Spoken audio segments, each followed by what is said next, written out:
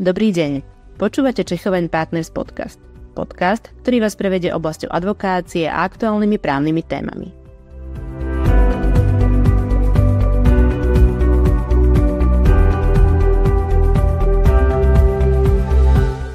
Dnešná časť bude venovaná poplatkom v zdravotníctve, konkrétne poplatkom v ambulantnej starostlivosti.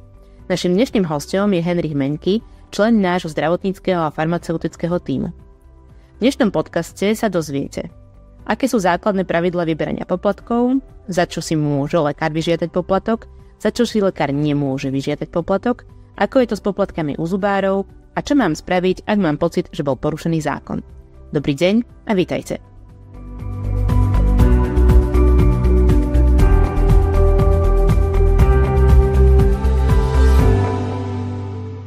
Ahoj Henrich. Ahoj. Poďme teda od začiatku. Aké sú základné pravidlá pre vyberanie poplatkov v zdravotníctve? Z pohľadu poplatkov v zdravotníctve je dôležité rozlišovať dva hlavné svety. Dve hlavné kategórie poskytovateľov zdravotnej starostlivosti. Prvá sú tí, ktorí majú zmluvu so zdravotnou poisťovňou, a druhou sú tí, ktorí zmluvu s poisťovňou nemajú. A ja predpokladám, že na každého sa sťahujú iné pravidlá a výnimky. Áno. Prvou a najčastejšou kategóriou poskytovateľov zdravotnej starostlivosti je práve zmluvný poskytovateľ zdravotnej starostlivosti.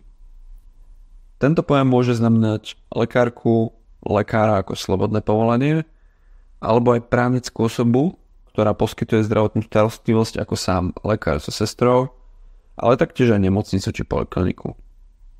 Tento zmluvný poskytovateľ má uzatvorenú zmluvu so zdravotnou poisťovňou a uplatňuje sa na neho najviac pravidiel, čo sa týka vyberania poplatkov. Na jednej strane tento poskytovateľ môže účtovať len poplatky, doplatky za úkony, ktoré sa neuhrádzajú z verejného zdravotného poistenia, napríklad vyšetrenie na administratívne účely. Na druhej strane nesmie požadovať od poistenca úhradu za zdravotnú starostlivosť, ktorá sa plne uhrádza na základe verejného zdravotného poistenia. To znamená, že ak pacienta zmluvný poskytovateľ vyšetrí a toto vyšetrenie vykáže do poisťovne, ktorá ho plne zaplatí, za toto vyšetrenie si nemôže vypýtať od pacienta dodatočný poplatok. Ďalším pravidlom je, že poskytovateľ nesmie podmieňovať poskytnutie zdravotnej starostlivosti úhradou nad výšku spoluúčasti poistenca podľa zákona ani iným plnením. To znie troška zložito, ale znamená to jednoducho, že ak pacientka alebo pacient príde poskytovateľovi do ambulancie na vyšetrenie, ktoré hradí poisťovňa, nemôže byť napríklad nútená alebo nútený platiť nejaké poplatky, aby sa k vyšetreniu dostal. Vo vzťahu k cenníku poskytovateľa, poskytovateľ musí umiestniť tento cenník na, zdôrazňujem, verejne prístupnom mieste, ktoré poskytovateľ poskytuje vo vstupných priestoroch čakárne alebo iných verejne prístupných priestoroch, ako aj na webovom sídle, ak ho má zriadené. Samozrejme, poskytovateľ musí dodržiavať tento cenník a zaslať tento cenník a akékoľvek jeho zmeny samosprávnemu kraju. Z pohľadu pacienta je dôležitý charakteristický znak zmluvného poskytovateľa. Tento charakteristický znak je, že za predpísané lieky pacient lekárny uhrádza alebo neuhrádza doplatok v súlade s platnou kategorizáciou. A ako je to s doplatkami za lieky, ktoré sa podávajú v ambulanciách? Väčšina liekov sa vydáva v lekárniach a pacient alebo pacientka ich užíva alebo si ich podáva sám alebo sama. Ak je liek zaradený v zozname kategorizovaných liekov, uhrádza ho zdravotná poisťovňa, a to úplne alebo čiastočne. Ak je liek hradený čiastočne, pacientka alebo pacient za v lekárni zaplatí doplatok. Niektoré lieky sa ale nevydávajú pacientkám v lekárniach, lebo patria iba do rúk lekára. Napríklad z dôvodu, že obsahujú nebezpečné látky, prípadne vyžadujú osobitný spôsob manipulácie, napríklad musia byť v chladničke a podobne. Tieto lieky môžu byť úplne alebo čiastočne hradené zo zdravotného poistenia. Na rozdiel od lekární, však lekári v ambulanciách nemôžu vyberať doplatky za lieky.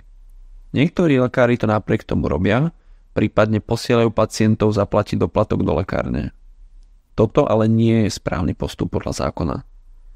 Rozdiel medzi cenou lieku a úhradou musí znášať lekár. Čo síce neznie spravodlivo, ale takto je nastavený systém. No dobre, ale sú aj nejaké výnimky. Ja som počula tiež, že existujú tzv. Doplnkové ordinačné hodiny, v ktorých to s vyberaním poplatkov vyzerá inak. Áno, poznáme dve hlavné kategórie výnimiek v režime zmluvných poskytovateľov. Sú to doplnkové ordinačné hodiny a domáca starostlivosť. Doplnkové ordinačné hodiny je zjednodušene povedané ordinovanie lekára nad rámec normálnych ordinačných hodín. Doplnkové ordinačné hodiny sa sťahujú len na zmluvného poskytovateľa, pričom sa nevyžaduje výmenný lístok ako v prípade návštevy väčšiny špecialistov. Vykonávajú sa v špeciálne vyhradenom čase a poskytovateľ zdravotnej starostlivosti má viditeľne oddelený čas normálnych ordinačných hodín a čas doplnkových ordinačných hodín. Najväčším špecifikom však je, že na ošetrenie počas doplnkových ordinačných hodín sa je potrebné objednať len elektronicky, a to je systém na objednávanie osôb prevádzkovaný alebo overený Národným centrom zdravotníckych informácií. Počas doplnkových ordinačných hodín sa z verejného zdravotného poistenia nehradia výkony, ale lekár účtuje výkony pacientovi podľa svojho cenníka. Maximálna kumulatívna suma však nesmie prekročiť 30 eur. O týchto skutočnostiach musí byť pacient alebo pacientka poučený, a toto poučenie sa musí písomne zaznamenať. Lieky, zdravotnícke pomôcky, dietetické potraviny a iné zdravotné výkony indikované a predpísané počas doplnkových ordinačných hodín sú hradené z verejného zdravotného poistenia. A čo druhá kategória výnimiek? Druhou kategóriou výnimiek zo štandardného režimu ordinačných hodín je domáca starostlivosť. Poskytuje sa v domácom prostredí alebo v inom prirodzenom prostredí osoby počas ordinačných hodín a uhradza sa štandardne z verejného zdravotného poistenia. Domáca starostlivosť sa môže na žiadosť osoby poskytovať aj mimo ordinačných hodín. Avšak pacient v takom prípade uhradza zdravotnú starostlivosť podľa cenníka všetkých zdravotných výkonov, pričom táto zdravotná starostlivosť nie je hradená z verejného zdravotného poistenia. O tomto musí byť pacientka alebo pacient poučený a toto poučenie sa musí zaznamenať. Na domácu starostlivosť sa nevyžaduje výmenný lístok a lieky, zdravotnícke pomôcky a zdravotné výkony indikované a predpísané počas domácej starostlivosti sú hradené z verejného zdravotného poistenia. A aké sú teda podmienky a pravidlá pri vyberanie poplatkov pre nezmluvných poskytovateľov? Druhou, menej častou kategóriou poskytovateľa zdravotnej starostlivosti, ale zároveň stále sa rozširujúcejšou, je nezmluvný poskytovateľ. Vo všeobecnosti platí, že z pohľadu poplatkov je to menej regulovaný typ poskytovateľa.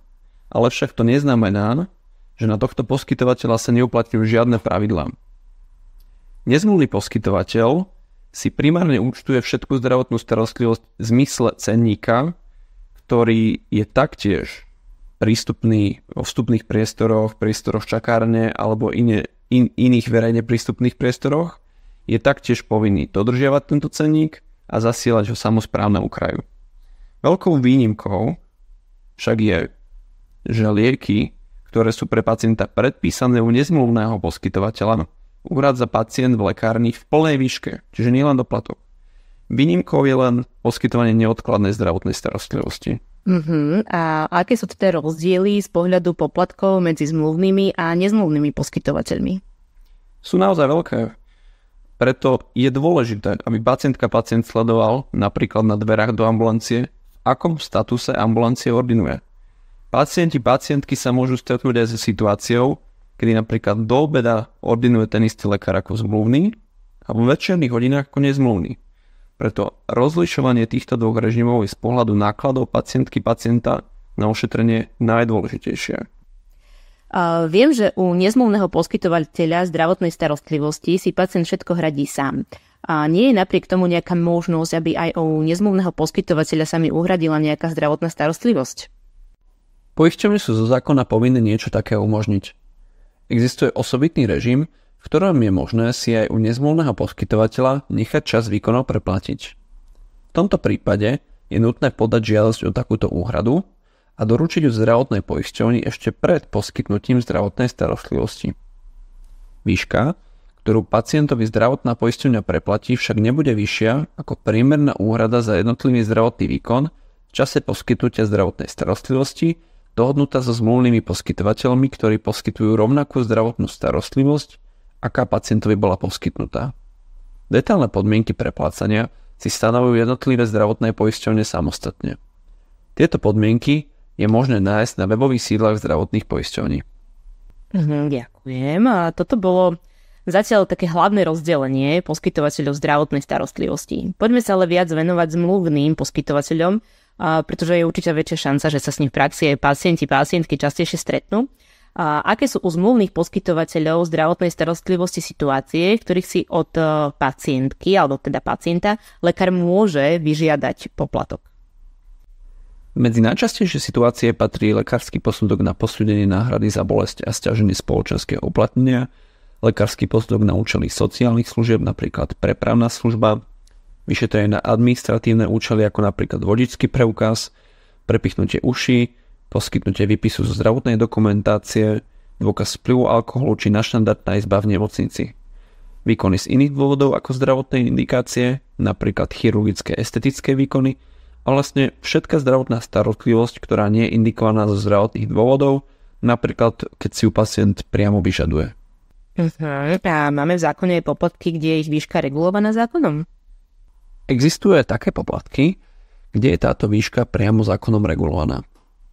Ide o poplatky ako napríklad poskytnutie výpisu zo zdravotnej dokumentácie vo výške najviac 2 eurá, za predpokladu, že pacient nie je oslobodený, tak spracovanie údajov pri poskytovaní zdravotnej starostlivosti v rámci ambulantnej zubnolekárskej pohotovosti 2 eurá, poskytnutie zdravotnej starostlivosti pevnej ambulantnej pohotovostnej služby v domácom prostredí 10 eur, poskytnutie zdravotnej starostlivosti na ústavnej pohotovosti 10 eur, ale napríklad len 2 eurá, ak bol poistenec poskytovateľovi ústavnej pohotovostnej služby odoslaný bezprostredne po poskytnutí ambulantnej pohotovostnej služby, pobyt sprievodcu pacientovi ležiacemu v nemocnici 3,30 eur na deň, či preprava dopravnou zdravotnou službou vo výške 10 centov za kilometr.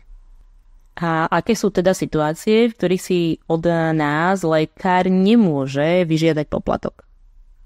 Ide najčastejšie o neodkladnú zdravotnú starostlivosť, preventívne prehliadky v stanovenom rozsahu, vypísanie návrhu na kúpele, vypísanie lekárskeho predpisu, vypísanie lekárskeho poukazu, vypísanie potvrdenia o návšteve lekára, vypísanie odporúčania, objednanie na vyšetrenie, kúpeľná liečba v rozsahu definovanom zákone, povinné pravidelné očkovanie osôb v stanovenom rozsahu či utajené pôrody. A ako je to napríklad s poplatkami u zubárov? To zaujíma veľa ľudí. U zubárov sa uhradzajú len výkony v základnom prevedení a rozdiel medzi základným a nadštandardným prevedením hradí pacient podľa cenníka, ktorý sa často líši od zubára k zubárovi. V tomto prípade je dôležité povedať, že na to, aby sa pacientovi hradili zdravotné výkony v základnom prevedení, pacient musí najprv absolvovať preventívnu prehliadku u zubára v predchádzajúcom roku. V opačnom prípade zdravotná starostlivosť nie je uhradzaná z verejného zdravotného poistenia. Ďakujem a teraz poďme troška do praxe. Minulý mesiac som bola u zmluvného internistu a chcel ma objednať za poplatok. Všimla som si, že existuje nejaké portály, ktoré slúžia na objednanie pacientov a čo by som mala robiť v prípade, ak by som mala pochybnosť o tom, či nejaký poplatok, ktorý som uhradila lekárovi, je vyberaný v súlade so zákonom. Objednávanie na vyšetrenie je veľmi praktická téma z pohľadu poplatkov. Pôvodne bolo vyberanie poplatkov za objednanie na vyšetrenie povolené, avšak novelou z roku 2015 sa táto možnosť zakázala a vyberanie poplatkov za objednanie na vyšetrenie je v súčasnosti zakázané. Avšak dnes sa v praxi stretávame buď s tým, že poskytovateľ zdravotnej starostlivosti vyberá poplatok za objednanie sám, alebo sa tento poplatok schová pod inú službu, napríklad manažment pacienta alebo poplatok za spojenie s lekárom. Taktiež existujú tretie osoby, portály na objednanie na vyšetrenie, ktoré vyberajú tento poplatok. Tie fungujú na hrane zákona, keďže formálne od pacienta nevyberajú poplatok za objednanie, čím obchádzajú zákaz pre lekárov, ale vyberajú od pacientov poplatok za inú službu, ktorá v praxi predstavuje faktické objednanie na vyšetrenie. Ale musí existovať nejaké legislatívne obmedzenie, nie? Áno, aj na takéto tretie osoby sa sťahuje legislatívne obmedzenie, podľa ktorého môže samosprávny kraj uložiť pokutu aj tretím osobám, ak by tieto tretie osoby akýmkoľvek plnením podmieňovali objednanie na vyšetrenie, ktoré je plne hradené z verejného zdravotného poistenia, alebo poskytnutie zdravotnej starostlivosti, ktorá je plne hradená z verejného zdravotného poistenia. Ak by však bolo zaplatenie tohto poplatku za objednanie len dobrovoľné, zákon by porušený byť nemal. A mohli by sme si to teraz prosím zhrnúť? Aby som to zhrnul, na to, aby pacient alebo pacientka zistili, či bol alebo nebol daný poplatok vyberaný zákonne, je potrebné posúdiť následovné. Má poskytovateľ daný poplatok v danej výške uvedený v cenníku? Ak nie, ide pravdepodobne o porušenie zákona. Dal mi poskytovateľ doklad o zaplatení poplatku? Ak nie, ide pravdepodobne o porušenie zákona. Bol poplatok vybratý za starostlivosť, ktorú poskytovateľovi plne hradí zdravotná poisťovňa? Táto skutočnosť sa dá zistiť od zdravotnej poisťovne napríklad v mobilnej aplikácii, avšak až s odstupom času. Ak áno, ide pravdepodobne o porušenie zákona. Bol zaplatený poplatok vo výške nad rámec tých, ktoré sme uviedli? Alebo bolo zaplatenie poplatku podmienkou poskytnutia zdravotnej starostlivosti hradené poisťovňou? Ak áno, ide pravdepodobne o porušenie zákona. Dokonca, ak by bolo zaplatením poplatku tretej osobe, ktorá nie je poskytovateľ, napríklad vlastník budovy nemocnice alebo nejaký objednávací portál, podmienované vyšetrenie, ktoré je plne hradené z verejného zdravotného poistenia alebo samotné objednanie, mohlo by ísť o porušenie zákona. A ako majú teda pacienti postupovať, ak si myslia, že tento poplatok nebol vybraný podľa zákona? Ak má pacientka alebo pacient podozrenie, že poplatok nebol od neho vybratý zákonne, primárne odporúčame riešiť situáciu priamo s osobou, ktorá poplatok vybrala. Napríklad zaslať e-mail poskytovateľovi. Je možné, že o výbere pracovných povinností človek spravil chybu a poplatok sa pacientke vráti. Zažil som takú situáciu. No ale čo ak pacient neúspeje? Ak pacient neúspeje, tak je možné kontaktovať orgán dozoru. To je v prípade väčšiny ambulancií samosprávny kraj, v ktorom má poskytovateľ zdravotnej starostlivosti sídlo. V prípade nemocnice je to ministerstvo zdravotníctva. Odporúčame napísať podnet na vykonanie kontroly, v ktorom je potrebné označiť, kto podáva podnet, aký poskytovateľ zdravotnej starostlivosti vykonal akú zdravotnú starostlivosť, kedy bola vykonávaná, v čom pacient vidí porušenie zákona, napríklad v podmienovaní poskytovania zdravotnej starostlivosti nejakým poplatkom. Je dobré tiež priložiť nejaké dôkazy, ako napríklad blok z pokladne. No, tak to bol podľa mňa veľmi zaujímavý podcast a ja aj pevne verím, že bude užitočný pre našich poslucháčov. Ďakujem veľmi pekne za pozornosť a C.P. Henrich, ďakujem za to, že si nás trošku vtiahol do témy. Ďakujem za pozornosť a dovidenia.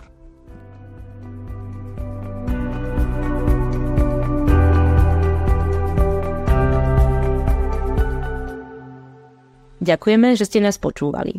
Akékoľvek vaše otázky či komentáre píšte na adresu v popise podcastu, radi sa im budeme venovať.